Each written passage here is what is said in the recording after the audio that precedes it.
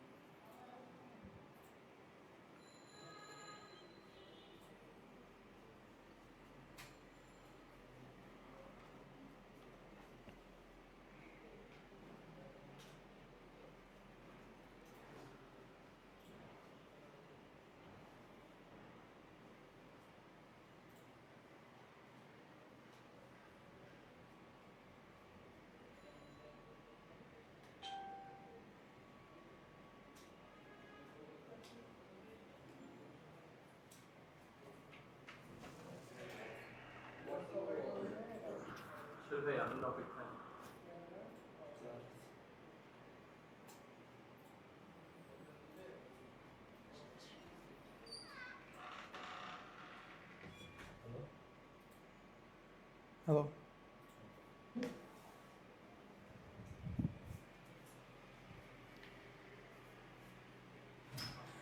আসসালামু আলাইকুম প্রিয় শিক্ষার্থীবৃন্দ। অত্যন্ত দুঃখিত আমরা, কারণ লোডশেডিংয়ের কারণে তোমাদের ক্লাসটা শুরু হইতে দেরি হয়েছে। তো যেহেতু দেরি হয়েছে সেহেতু একটু তাড়াতাড়ি জয়েন হোক, ঠিক আছে? যারা যারা বন্ধু বান্ধব আছে তাদেরকে একটু জানা দাও যে ক্লাস শুরু হয়ে গেছে। আজকে হচ্ছে আমরা তোমাদের অনেকেই বলতেছিল যে ভাই 5 নম্বর চ্যাপ্টারটা দেখা দিতে, তো 5 নম্বর চ্যাপ্টার নিয়ে আজকে আলোচনা করব, এখানের ম্যাথগুলো দেখবো, ঠিক আছে? প্রথমে বলি 5 নম্বর অধ্যায়টা কি। স্বল্প ও মধ্যমেয়াদী অর্থায়ন, অর্থাৎ আমি আমার যে অল্প অর্থাৎ স্বল্প এবং কি মধ্যমেয়াদের, এটা ন্যূনতম কি বোঝায় মূলত, যে 1 বছরের কম, কি ভাইয়া, 1 বছরের কম যেগুলো আছে সেগুলো হচ্ছে আমার স্বল্প মেয়াদি। কি মেয়াদি? স্বল্প মেয়াদি। এবং 1 বছরের অধিক এবং 5 বছরের কম যেগুলো আছে সেগুলো কি আমার ভাইয়া? মধ্যমেয়াদী। কি ভাইয়া? মধ্যমেয়াদী। তো মূলত এই 1 বছরের কম বা এই 1 বছর থেকে 5 বছরের মধ্যে যেই সকল প্রকল্পতে আমি অর্থায়নের কিভাবে টাকাটা আনবো এবং কোন কোন জায়গায় সেটা বিনিয়োগ করব বা খরচ করব, এই সব কিছু যেখানে আমি শিখি সেটা কি ভাইয়া? এই স্বল্প ও মধ্যমেয়াদী অর্থায়নের মাধ্যমে। এখানের মধ্যে মূলত তোমাদের যেই অঙ্কগুলা, এই অধ্যায়ে মূলত অনেক প্রকারের অঙ্ক আছে, টু বি অনেস্ট, যেটা অনেক অনেক প্রকারের অঙ্ক আছে, বাট সব থেকে বেশি যেটা আসে সেটা হচ্ছে ব্যবসায় ব্যবসায় ঋণের ব্যয়। ঋণের ব্যয়, ঠিক আছে? এইটা সব থেকে বেশি আসে। তুমি যদি দেখো যে এই অধ্যায় থেকে 10টা সৃজনশীল আসছে, 10টার মধ্যে দেখবা 7টা থেকে 8টাতেই 7টা থেকে 8টাতেই এই যে ব্যবসায়ী ঋণের ব্যয় এটা নিয়েই প্রশ্ন থাকে, ঠিক আছে? না ভাই, ক্লাস শেষ হয় নাই, ক্লাস আসলে একটু দেরি হয়েছে, কারণ হচ্ছে লোডশেডিং ছিল, ঠিক আছে? সো মূলত যেটা বলতেছিলাম, যে অধ্যায় সব থেকে বেশি কোয়েশ্চেন হয় কি নিয়ে ভাই? ব্যবসায় ঋণের ব্যয় নিয়ে। এছাড়াও কি নিয়ে প্রশ্ন হয়? নগদ কাম্য। কি ভাই? নগদ কাম্য, এটা নিয়ে অনেক কোয়েশ্চেন হয়। এরপরে হচ্ছে তোমার মজুদ পণ্যের ব্যয়, ঠিক আছে? মজুদ পণ্যের ব্যয়,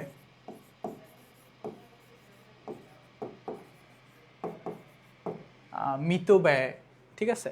এই ধরনের যে অঙ্কগুলো আছে এগুলো সব থেকে বেশি আসে। ধরো আমরা আজকের ক্লাসে যেই 2টা বা 3টা যতটুকু পর্যন্ত শিখতে পারি, কারণ যেহেতু ক্লাস শিডিউল একটা থাকে, তো লোডশেডিংয়ের কারণে একটু উল্টাপাল্টা হয়ে গেছে, এই জন্য হয়তো বেশিক্ষণ ক্লাস নিতে পারবো না, বাট যতটুকুই পারবো ইনশাল্লাহ আমরা চেষ্টা করব একদম মেইন টপিক যেগুলো সব থেকে বেশি আসে সেগুলো আগে করে ফেলার। যেমন ব্যবসায় ঋণ, আগেই বলছি যে ধরো 10টা সৃজনশীল যদি আসে এই অধ্যায় থেকে, 7টা থেকে 8টার মধ্যে তুমি এই ব্যবসায় ঋণ পাবা, ঠিক আছে?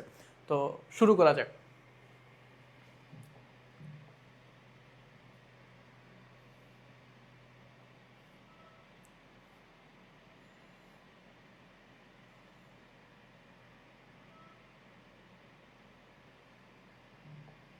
দেখো প্রথমে বলছে কি যে মিস্টার তাজিন এক্স লিমিটেড থেকে ধারে পণ্য ক্রয় করেছেন। মিস্টার তাজিন এক্স লিমিটেড থেকে ধারে পণ্য ক্রয় করেছেন। পণ্যের মূল্য পরিশোধের সর্বোচ্চ সময় 60 দিন। বিক্রয়ের শর্ত মোতাবেক 14 দিনের মধ্যে টাকা পরিশোধ করলে 3% বাট্টা পাওয়া যাবে। মিস্টার তাজিন বাট্টা সুযোগ গ্রহণ করার জন্য ব্যাংকের থেকে 17% সুদে ঋণ নেওয়ার সিদ্ধান্ত নিয়েছেন। পরবর্তীতে পণ্যের মূল্য পরিশোধের সময় 10 দিন বৃদ্ধি করা হয়েছে। মূলত এখানে কি বলছে জানো, যে আমি একজনের থেকে পণ্য নিছি, ঠিক আছে, মানে পণ্য যখন নিছি তখন আমাকে একটা শর্ত দিছে। কি শর্তটা হচ্ছে যে আমি যদি 3/14 নিট 60, ঠিক আছে, যে আমি যদি 14 দিনের মধ্যে কি ভাই, আমি যদি 14 দিনের মধ্যে এই যে মূল্যটা, অর্থাৎ আমি যে টাকা দিয়ে কিনছি, ধরো লেটসে যে 100 টাকা দিয়ে পণ্যটা বাকিতে কিনছি, ঠিক আছে, পণ্যটা কিসে কিনছি, বাকিতে কিনছি। আমি যখন পণ্যটা 100 টাকা দিয়ে বাকি পণ্য কিনছি, সেটা যদি আমি 14 দিনের মধ্যে, কত দিনের মধ্যে, 14 দিনের মধ্যে পরিশোধ করে ফেলি, সেক্ষেত্রে আমার যে বিক্রেতা সে আমাকে 3% বাট্টা দিবে। সে আমাকে কত পার্সেন্ট বাট্টা দিবে, 3% বাট্টা দিবে। এখন বলছে যদি আমি 14 দিনের মধ্যে সেই মানে বাট্টাটা না পাই, 14 দিনের মধ্যে টাকাটা পরিশোধ না করে, সেই ক্ষেত্রে আমি কি 60 দিনের মধ্যে, কত দিনের মধ্যে ভাইয়া, 60 দিনের মধ্যে টাকাটা আমার অবশ্যই পরিশোধ করতে হবে। এখন শেষে গিয়ে কি বলছে দেখো, যে মিস্টার তাজিন বাট্টার সুযোগ পাওয়ার জন্য, অর্থাৎ এই 14 দিনের মধ্যে 3% বাট্টা, এই বাট্টাটা পাওয়ার জন্য কি করছে, ব্যাংক থেকে ঋণ নেওয়ার জন্য সিদ্ধান্ত নিচ্ছে। এখন ব্যাংক থেকে কতটুকু ঋণ দিচ্ছে, 17% সুদে, কত পার্সেন্ট সুদে, 17% সুদে ঋণ নেওয়ার সিদ্ধান্ত নিছে। পরবর্তীতে তার যে পণ্যের মূল্য পরিশোধ সময়কাল, এই যে 60 দিন ছিল, এই 60 দিন থেকে বেড়ে কি হয়েছে ভাইয়া, আরো 10 দিন বাড়ছে। 10 দিন বাড়লে তাহলে কত হয় ভাইয়া, 60 + 10 = 70। অর্থাৎ আমার নিট কত দাঁড়ালো, যে 3/14 নিট 70, 3/14 নিট 70। অর্থাৎ আমাকে 14 দিনের মধ্যে 3% বাট্টা দিবে, নয়তো বা কি করতে হবে, 70 দিনের মধ্যে টাকাটা পরিশোধ করতে হবে। এখন এই টাকা পরিশোধের জন্য সে কি চাচ্ছে, যে যেহেতু আমার কম টাকা লাগবে, সেই ক্ষেত্রে আমি এক কাজ করতে পারি, ব্যাংকের থেকে ঋণ নিতে পারি। এখন ব্যাংক কত টাকা ঋণ দিচ্ছে, ব্যাংক 17% সুদের ঋণ দিচ্ছে। এখন আমার চিন্তা করতে হবে যে এই যে ঋণ, হ্যাঁ, এটা আমি ব্যাংকের থেকে না নিয়ে আমি যদি নিজে নিজে দেই, সেই ক্ষেত্রে কি আমার সুদের হার বেশি দিতে হবে, নাকি হচ্ছে আমার ব্যাংকের ঋণের সুদের হারটা বেশি, এইটার উপর বেসিস করে আমার অ্যান্সারটা আসবে। কারণ কি দেখো, কোশ্চেন কি বলছে, যে উদ্দীপকের আলোকে পণ্যের মূল্য পরিশোধের সময়কাল 10 দিন বৃদ্ধি পেলে ব্যাংক থেকে ঋণ গ্রহণের সিদ্ধান্তটা যৌক্তিক কিনা। যদি 10 দিন আমাকে দিয়ে থাকে, সেই ক্ষেত্রে আমি কি ব্যাংক থেকে নিব, নাকি নিজে নিজে পরিশোধ করব। নিজে নিজে পরিশোধ করলে কত পার্সেন্ট সুদ দিতে হচ্ছে ঋণের জন্য, আর ব্যাংক থেকে নিলে কত পার্সেন্ট সুদ দিতে হচ্ছে, সেটা আমার দেখতে হবে। দেখো ভাইয়া, একটা জিনিস মাথায় রাখবা, আমি যখন ঋণ নিব, কি ভাইয়া, ঋণ নিলে যাকে কম সুদ দিতে হবে, ঋণ নিলে যাকে কম সুদ দিতে হবে তারটা আমার জন্য ভালো। ঋণের ক্ষেত্রে আমি যখন কারো থেকে ঋণ নিব, তখন কি, যাকে আমি কম সুদ দিচ্ছি, সেটা আমার জন্য লাভজনক। ঋণ নিলে যাকে কম সুদ দিচ্ছি সেটা আমার জন্য লাভজনক, ঠিক আছে। তো এটা হচ্ছে বেসিক আলাপ। এবার অঙ্কে চলে যাই। কি বলছে দেখো, ব্যবসায় ঋণের ব্যয়, কি ব্যবসায় ঋণের ব্যয়, এটা বের করতে হলে আমার কি কি লাগবে, এটা বের করতে হলে আমার 3টে জিনিস লাগবে। একটা হচ্ছে সিডিআর, একটা কি ভাইয়া, CDR,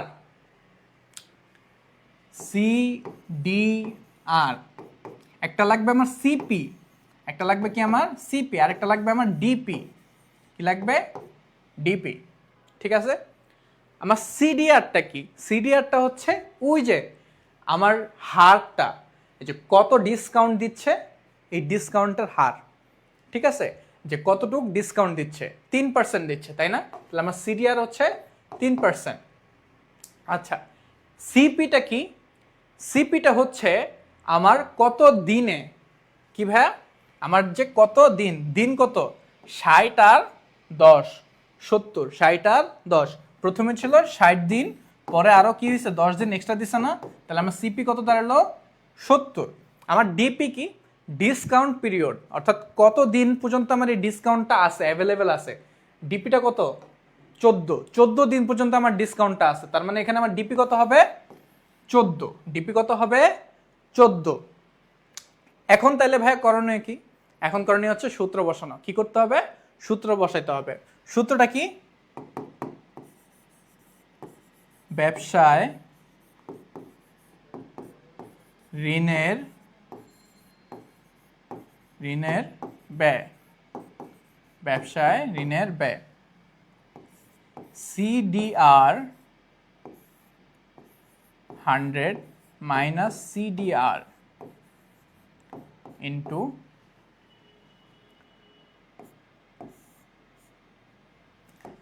360 CP minus DP into 100 into কি ভাই 100। দেখো তো সূত্রটা কি, যে CDR minus divided by 100 minus CDR into 360 divided by CP minus DP into 100 into 100। লেখা কি বোঝা যাচ্ছে? এই পাশাটা তো মনে হয় না বুঝতেছো। ইন্টু 100টা অন্য কালিতে লিখি, রেড দিয়ে লিখি। এখন বোঝা যাচ্ছে না? হ্যাঁ ঠিক আছে। তাইলে দেখো এখন কি করবো ভাইয়া বলো তো? আমি ভাইয়া আমাদের ক্লাস রুটিনটা দিলে ভালো হতো। তোমাদের ক্লাস রুটিন তো ভাইয়া তোমাদের ওই যে অল গ্রুপ নোটিশ যেটা আছে না, মানে নোটিশের জন্য যে গ্রুপটা, ওইটার মধ্যে তো দিয়ে দেয় ভাইয়া। এবং তোমাদের হচ্ছে এই যে HSC 26 এবং 27 দুইটারই হচ্ছে যে গ্রুপ আছে, সেই গ্রুপ বা পেজ আছে, ওই পেজ বা গ্রুপের মধ্যে ওই কভার ফটো তো দিয়ে দেয়, আপলোড করতে। ঠিক আছে, সো ওইখান থেকে দেখে নেবা। আর ইভেনচুয়ালি যেটা হয় যে প্রতিদিন ধরো গ্রুপে তো দেওয়াই হয় নোটিশ গ্রুপগুলোতে, আবার হচ্ছে প্রতিদিনের আগেও বলে দেয় যে কালকে এই সময় এই ক্লাসগুলো আছে। ঠিক আছে, একটু গ্রুপগুলোতে চেক করবা, তাইলে পেয়ে যাবা। আচ্ছা ঠিক আছে। সো আমরা এখন CDR কত ভাইয়া? CDR হচ্ছে 3। CDR কত? 3 লিখলাম 3। আমার এখানে কত? 100 মাইনাস CDR, তার মানে 100 মাইনাস 3 গুণন 360 minus divided by CP। CP কত আমার? এই যে দেখো 70। CP কত? 70, তাই না? 70 মাইনাস আমার হচ্ছে DP, ডিসকাউন্ট পিরিয়ড। আমার ডিসকাউন্ট পিরিয়ড কত দিনের? 14 দিনের। তাইলে 14 ইন্টু 100। এতটুকু ক্লিয়ার? বুঝো না এমন কেউ আছে? এইটুকু বুঝো না এমন কেউ আছে?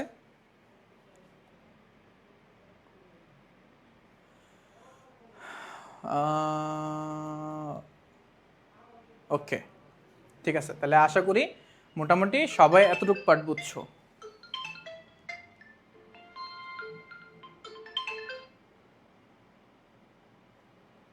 আচ্ছা এবার তাহলে ক্যালকুলেশন করি। ক্যালকুলেশন করলে কত হয়? 397 গুণন 360, 70 থেকে 14 গেলে 60 আর 56 গুণন 100, তাই না? এখন এটা কি করব?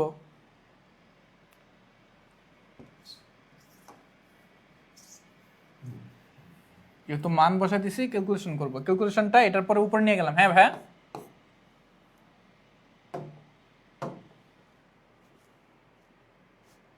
কত হয় 3কে 97 দ্বারা ভাগ করলে? 3 ভাগ 97, 0.0309। আচ্ছা এরপরে গুণ 360কে 56 দ্বারা, 360 ভাগ 56। তুমি একটু দেখো তো ক্যালকুলেট করে ঠিক আছে কিনা মানগুলা। 6.0 4 2 8 5 গুণন 100 সাথে গুণ করতে হবে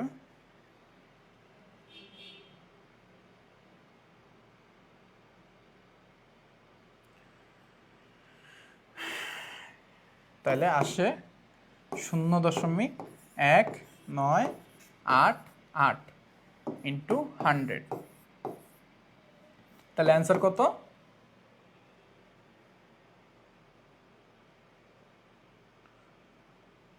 অ্যান্সার হচ্ছে 19.88%। কত আসছে ভাইয়া? 19.88%। এখন দেখো তো যে আমার ব্যবসায় ঋণের ব্যয় কত বাড়ছে? 19.88% আসছে। আমার ব্যাংকের জন্য, এই যে ব্যাংক থেকে যখন আমি ঋণ নিতে চাচ্ছি, অর্থাৎ এই টাকাটা পরিশোধ করার জন্য আমি ব্যাংক থেকে ঋণ নিলে আমার 17% সুদ দিতে হচ্ছে, বাট আমি যদি ব্যবসা থেকে দেই সেক্ষেত্রে কত হচ্ছে? যে 19.88% দিতে হইতেছে। এখন তাহলে আমাকে বলো তো ডিসিশনটা কি নিব, যে তার ব্যাংক ঋণ গ্রহণটা যৌক্তিক কি যৌক্তিক না? আমাকে বলো তো কি হবে? এটা কি আদৌ যৌক্তিক কি যৌক্তিক না? অ্যান্সার কি হবে? যৌক্তিক কি যৌক্তিক না?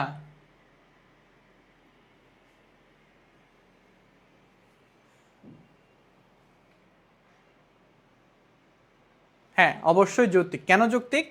কারণ আমি বলছি যে ঋণ যখন গ্রহণ করতেছি তখন যে জায়গাতে সুদটা কম দিতে হয়, যে জায়গাতে সুদ কম দিতে হয়, আমি ব্যাংকের ক্ষেত্রে সুদ দিতে হবে 17%, বাট আমি যখন ব্যবসায় ঋণ নিচ্ছি তখন আমার সুদ দিতে হবে 19.88%। তাহলে সেই ক্ষেত্রে আমি ব্যাংকের থেকে ঋণ নেওয়াটাই কি যুক্তিযুক্ত? এটা লিখবো কিভাবে ভাইয়া?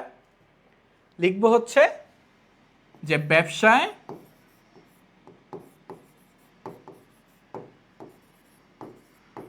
ঋণ ব্যয় 19.88%।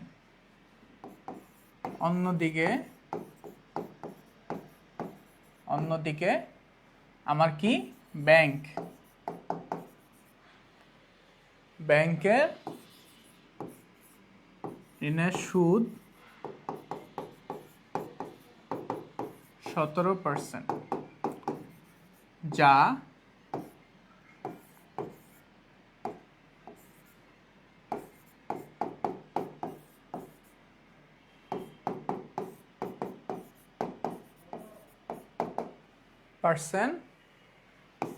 কম, 2.88% কম। কিসের তুলনায়?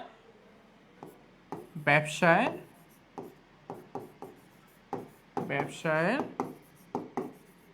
ঋণের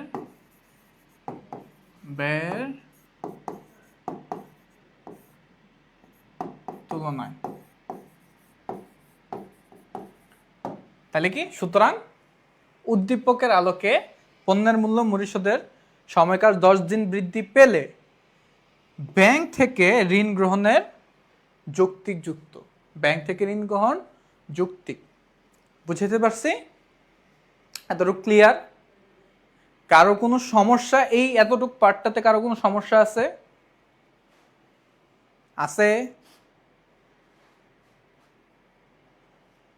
ওকে ওকে, ঠিক আছে, কারো কোনো সমস্যা নাই। এবার আসতে পরের অঙ্ক।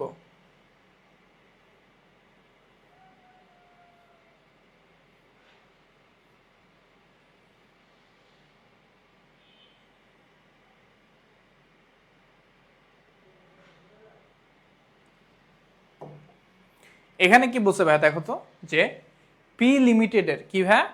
পি লিমিটেডের বার্ষিক নগদের প্রয়োজন 4,80,000 টাকা।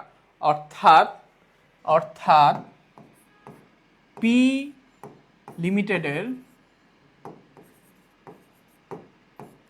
মোট নগদ বহিঃপ্রবাহ, হ্যাঁ, যেটাকে আমরা টি দ্বারা প্রকাশ করি, সেটা হচ্ছে কত? 4,80,000। 4,80,000 লিখলাম। এরপরে কি বলছে? যে কোম্পানি সমপরিমাণ মূল্যের বিনিয়োগযোগ্য সিকিউরিটি সংরক্ষণ করে। সিকিউরিটি থেকে প্রয়োজনীয় আয়ের হার 12%। তার মানে প্রয়োজনীয়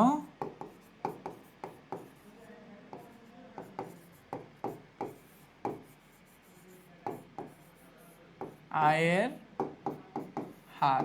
আচ্ছা ভাইয়ের লেখা কি অনেক বেশি খারাপ? আপনারা লেখা বুঝেন না এমন কিছু? যে লেখা বুঝেন না এমন কিছু আছে? ওকে, 12% বা 0.12, ঠিক আছে, গেল। এরপর আমাকে কি বলছে যে এইসব স্বল্পমেয়াদী সিকিউরিটিতে নগদে রূপান্তরের জন্য প্রতি লেনদেনের ব্যয় মানে রূপান্তর ব্যয়, তাই না? প্রতিটি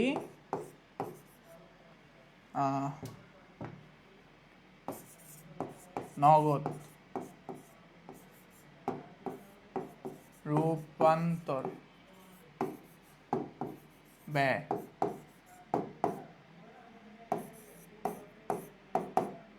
কত টাকা? 150 টাকা। 150 টাকা। আচ্ছা, তাহলে আমি তিনটা জিনিস পেলাম। এক, আমার যে বহিঃপ্রবাহ সেটা, সেকেন্ডলি আমার হার, থার্ডলি কি আমার যে রূপান্তর ব্যয় কত সেটা। ওকে, থ্যাংক ইউ, লেখা বুঝা যাবে, ধন্যবাদ। সো এই যে তিনটা পাইছি, আমার কি তাহলে কি বলছো দেখো তো, পি লিমিটেডের কাম্য নগদের পরিমাণ কত? নগদের কাম্যর পরিমাণ বের করতে হলে এই তিনটা বাদে আর কিছু লাগে? বলো আমাকে, এই তিনটা বাদে আর কিছু লাগে? লাগে না। তার সূত্রটা কি বলো? সূত্র কি?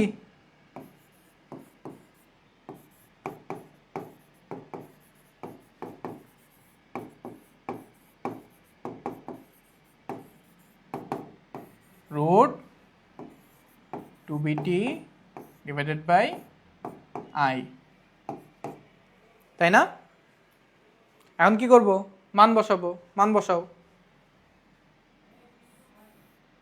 2 ইন্টু বি এর মান কত? বি এর মান হচ্ছে এই যে 150। কত? 150 গুণ টি এর মান কত? 4,80,000। কত? 4,80,000। না বাব, কি না ভাইয়া? নাকি বুঝো না এরকম কিছু? শুধু না লিখছো বুঝতেছি না, কি না? আচ্ছা দেখো, না বুঝলে বলবা, সমস্যা নাই। 4,80,000 কত হয়েছে ভাইয়া? 4,80,000। সো আয়ের মান কত? আয়ের মান 12% ডিভাইডেড বাই 0.12। সব মান লিখে ফেলছি, এখন কি করতে হবে? ক্যালকুলেশন করতে হবে। ক্যালকুলেশন করি।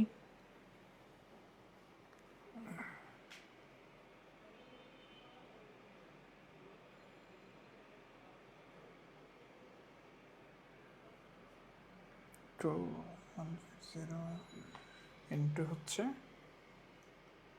48,000। এতটুক তোলা হয়েছে, এতটুক তোলা হয়েছে। ওকে, মুছে দিলাম। হ্যাঁ, তাহলে এই কিউ ইজ ইকুয়াল টু দাঁড়াচ্ছে 2 ইন্টু 150 ইন্টু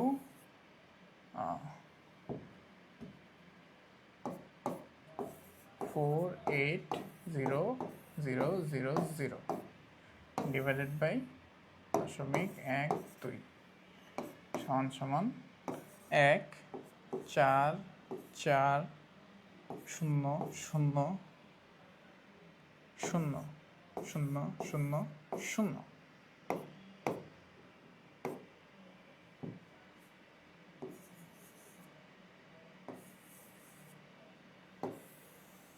তাহলে কি দাঁড়ালো? একক, দশক, শতক, হাজার, অযুত, লক্ষ নিযুত কোটি, 14,40,00,000, 14,40,00,000 কে 0.12, তাহলে দাঁড়াচ্ছে 1,2,0,0, 1,0,2,0,3,0, 1,0,2,0,3,0, এখানে তো হবে না,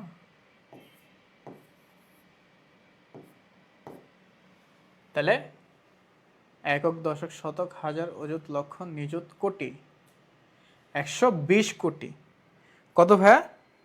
120 কোটি। এখন এই যে 120 কোটি, এটাকে কি করতে হবে? হোল রুট করতে হবে না? পুরোটাকে হোল রুট করতে হবে না? করলে কত হয়? রুট, এরপর হচ্ছে অ্যান্সার।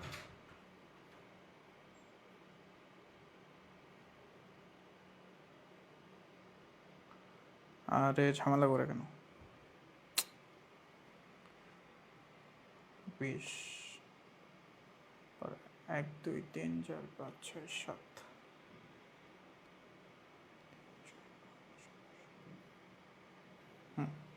তাহলে আসে 34,641.01, 34,641.01।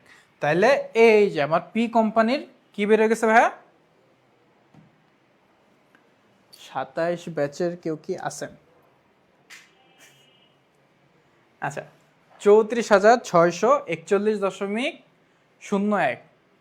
তো আমার এই যে পি লিমিটেডের কি বেড়ে গেছে? কাম্য নগদের পরিমাণ বের হয়ে গেছে। তোমাদের এই চ্যাপ্টারে এই ধরনের বিভিন্ন ব্যয়, এরপর হচ্ছে তোমাদের বলবে যে এটার অর্থায়ন কোত্থেকে হয়েছে, ওইটাকে আমি কতটুকু বিনিয়োগ করতেছি, ওইখানে ব্যয় কতটুকু আসতেছে, বিনিয়োগটা কি আমার জন্য যুক্তিযুক্ত কিনা, ঠিক আছে, যুক্তিযুক্ত কিনা, এই ধরনের প্রশ্ন থাকে। আমি যে প্রথম এই দুইটা অঙ্ক দেখালাম, এই দুইটা অঙ্ক সব থেকে বেশি আসে। সব থেকে বেশি মানে ধরো ওই যে অন এভারেজ 10টা প্রশ্ন থাকলে 8টা, ঠিক আছে, 8টার মধ্যে চলে আসবে। আচ্ছা, এবার আসি নেক্সট। এটা তোলা হয়েছে, এটা তুলো, যাদের তোলা হয় না এটা এতটুকু তুলে ফেলো।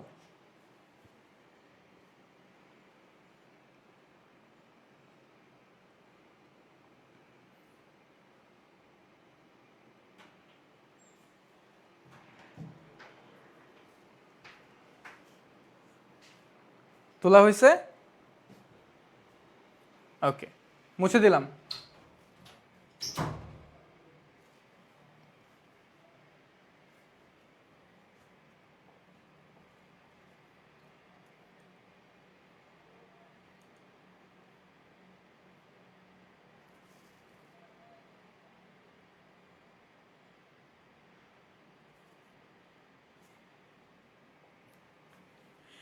এই যে দেখো, এখানে একটা ইন্টারেস্টিং প্রশ্ন। প্রশ্নটা কি বলছে ভাইয়া? যে শাপলা ম্যানুফ্যাকচারিং লিমিটেডের মোট মজুদ ব্যয় কি? শাপলা ম্যানুফ্যাকচারিং লিমিটেডের মোট মজুদ ব্যয়। এখন এই শাপলা লিমিটেডের ম্যানুফ্যাকচার লিমিটেডের মোট মজুদ ব্যয় বের করতে হলে আমার কি লাগবে বলো তো? আমার অবশ্যই কি লাগবে? এই যে ইওকিউ বা মিতব্যয় ফরমায়েশের পরিমাণ লাগবে না? মিতব্যয় ফরমায়েশের পরিমাণ লাগবে না?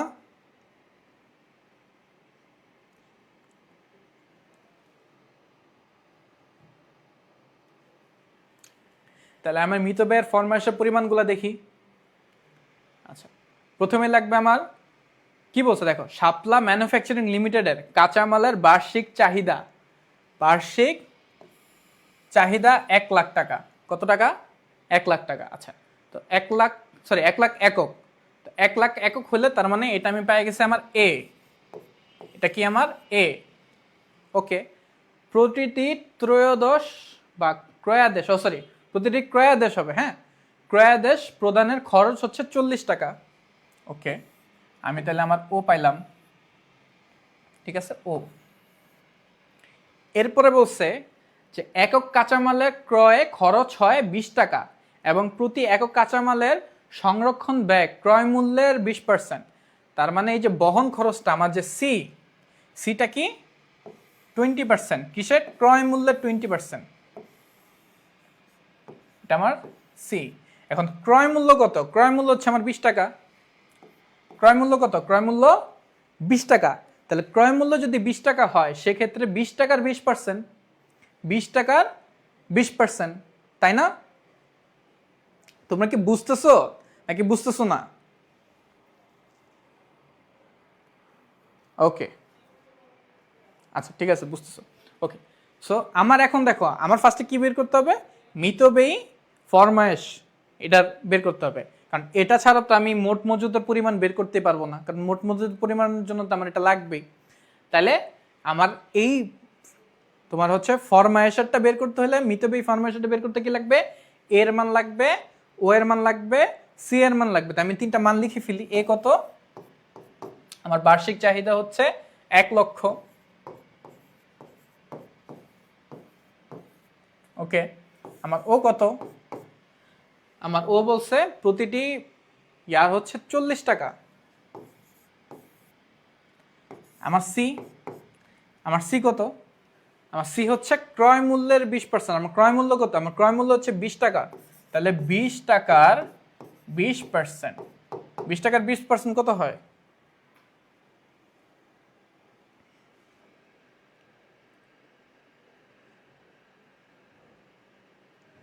20 টাকার 20% হচ্ছে 4 টাকা। কত হচ্ছে? নিচে লিখি, সমান সমান 4 টাকা। ঠিক আছে, লেখা বোঝা যাচ্ছে? ওকে, সো এখন আমার কি বের করতে হবে? আমার মিতব্যয়ী ফরমায়েশের পরিমাণ বের করতে হবে। মিতব্যয়ী ফরমায়েশের পরিমাণ, মিতব্যয়ী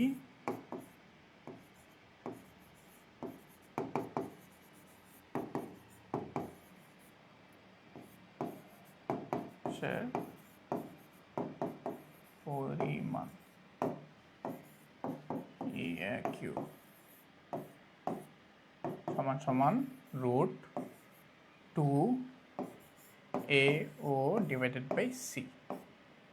√AO ডিভাইডেড বাই সি।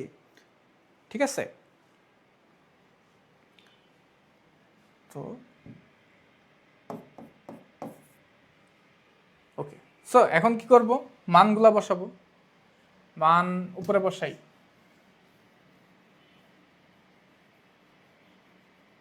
বা নিচেও বসাতে পারি, যেহেতু জায়গা আছে। সমান সমান ডিপারেশন নিয়ে আসে।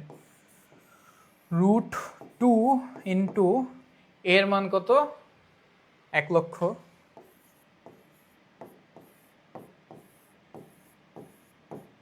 সি কত? সি হচ্ছে 40, 4। কত হয়? 2 ইন্টু 1 লক্ষ ইন্টু 40।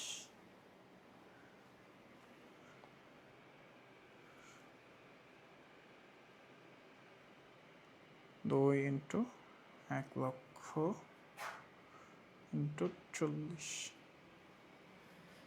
8 পরে 6টা শূন্য, 1 2 3 4 5 6, 80 লক্ষ ডিভাইডেড বাই 4 রুট ওভার, তাহলে 20। রুট ওভার 20 এর মান কত? √20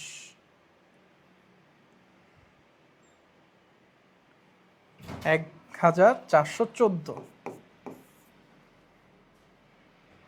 1414.21। সো এটা আমার কি বের হয়েছে ভাইয়া? আমার এই যে মিতব্যয়ী ফরমায়েশের পরিমাণ বের হয়েছে। মিতব্যয়ী ফরমায়েশের পরিমাণ বের হয়েছে।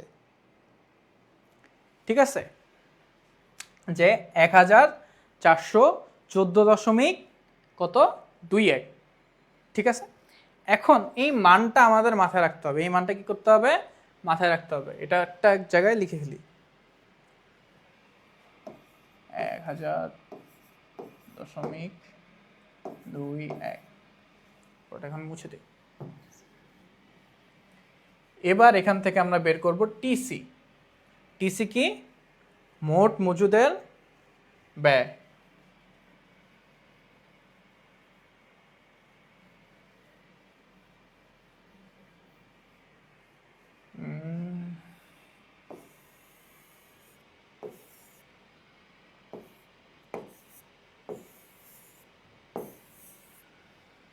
ঠিক আছে, তো সুতরাং মোট মজুদের ব্যয় টিসি। টিসির সূত্র কি বলো?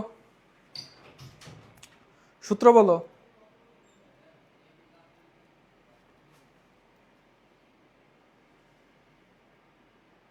বলো, কেউই পারো না? আল্লাহ, এটা কেমন কথা? একজন লেখছে কি এ, হ্যাঁ ওই যে ওরটা ঠিক হইছে, একজনেরটা ঠিক হইছে।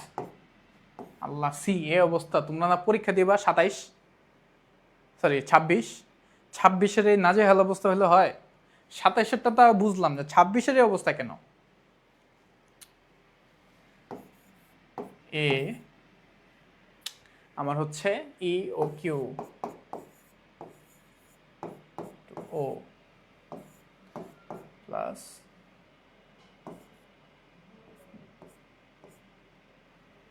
দেখো তো, A divided by E O Q into O, এরপরে E O Q divided by 2 into C. E O Q, হ্যাঁ E O Q divided by 2 into C. এটা এটা এটা এটা তোদের যে মনটা চাইতেছে পিড়াইতে, তোদের এই অবস্থাকে। আচ্ছা দেখ, এখন এখন কি করবি? মান বসাবি, মান বসা। মান বসালে কত হয় দেখ, এর মান কত? এর মান দিয়ে রাখছে 1 লাখ, তাহলে 1 লক্ষ divided by E O Q এর মান কত? ওই যে 14.21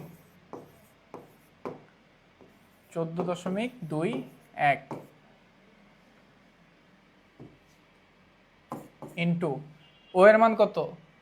40 প্লাস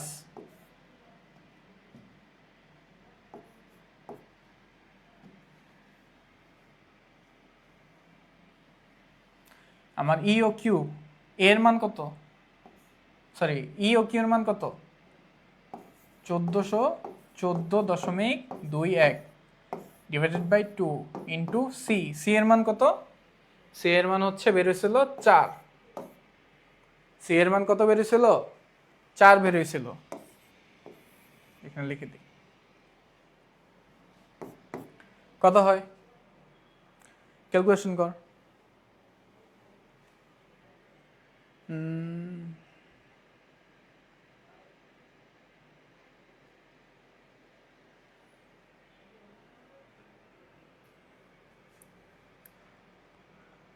এক লক্ষ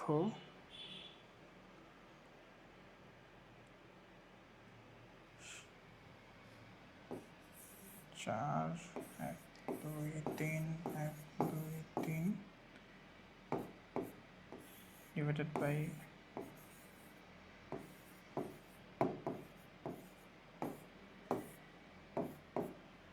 যোগ হচ্ছে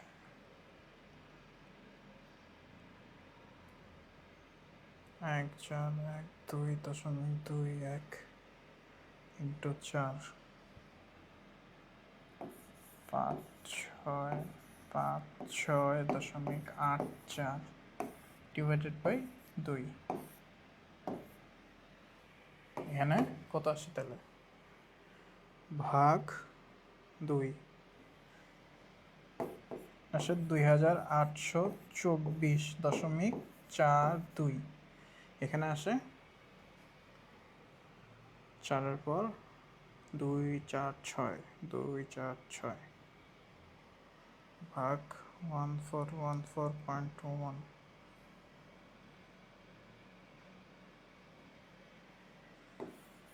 2 8 2.8.43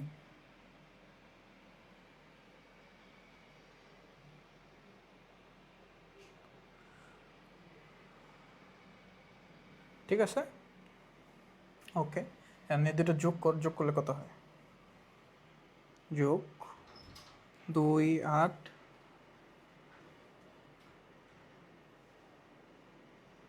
2 মিনিট আচ্ছা 2.8.8 2 কত হয় 5 6 5 6 8 5 ঠিক আছে সো এইটা হচ্ছে আমার মোট মজুদের ব্যয় এটা কি আমার মোট মজুদের ব্যয় তো ভাইয়া মোটামুটি আমি তোমাদেরকে আজকে যে 3টা ম্যাথ দেখাইছি এই 3 টাইপের ম্যাথ এখন যদি বলি রেশিও কি এখনও বলবো তাহলে 10-এর মধ্যে 9 কেন কারণ হচ্ছে ধরো 20টা সৃজনশীল আছে 20টা সৃজনশীলের মধ্যে 18টা কিন্তু অনেক হ্যাঁ 18টা কিন্তু অনেক 20টা সৃজনশীল আসতেছে এর মধ্যে 18টার মতো পারতেছি বা ধরো 18টা না হলে ধরো 16টার মতো পারতেছি ঠিক আছে 4টা এমন পাবা 4টা কি ওই যে তোমার পুনঃক্রয় যেটা আছে সেটা আর ধরো আর 2-4টা এরকম টাইপের অঙ্ক আছে এটা করলে মোটামুটি দেখা যাবে কি এই চ্যাপ্টার থেকে আর একটা অঙ্ক বাদ পড়তেছে বাট মোটামুটি আজকে যে 3টা দেখেছি এই 3টা সব থেকে বেশি ইম্পর্টেন্ট ছিল এই 3টা সব থেকে বেশি আসে ঠিক আছে তো এই যে 3টা অঙ্ক দেখেছি এই 3টার মধ্যে কারো কোনো সমস্যা আছে কোনো অঙ্ক বুঝে নাই এমন কিছু আছে বা ক্যালকুলেশন বুঝে নাই বা কি হয়েছে বুঝে নাই এমন কিছু আছে নাই ওকে ঠিক আছে আমি তাহলে ধরে নিলাম যে নাই যেহেতু তোমরা কেউ কিছু বলতেছো না তার মানে সব শেষ সব ক্লিয়ার ঠিক আছে তোমাদের যেটা কাজ থাকবে সেটা হচ্ছে এই চ্যাপ্টারের যতগুলা এই যে এটা তুলে নাও তুলছো একে তুলে নাও ওকে সো এই চ্যাপ্টারের যতগুলা সূত্র আছে প্রথম কাজ 1 নাম্বার কাজ যতগুলা সূত্র আছে এগুলা পড়বা মুখস্থ রাখবা সেকেন্ড কারণ সূত্র অনেক বেশি ঠিক আছে এই জন্য সূত্রগুলো মনে রাখতে হবে সেকেন্ড কাজ যেটা সেটা হচ্ছে এই চ্যাপ্টারের তুমি যে ক গুলা পাবা এবং খ গুলা পাবা সেগুলা পড়বা এবং এই দুটার মধ্যে যদি কোনোটা না বুঝো তাইলে এটার কমেন্টে জানাও ভাইয়া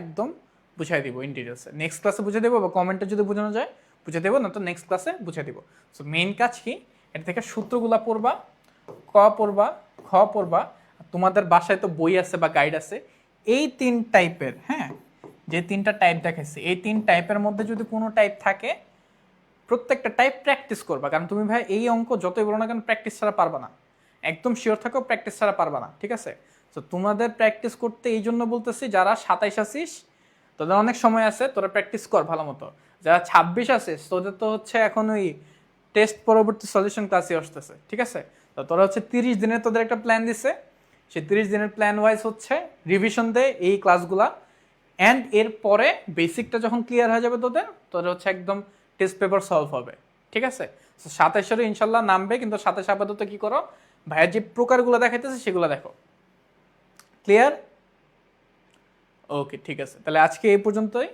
আশা করি ততদিন সুস্থ থাকবা ভালো থাকবা সবাইকে ধন্যবাদ আসসালামু আলাইকুম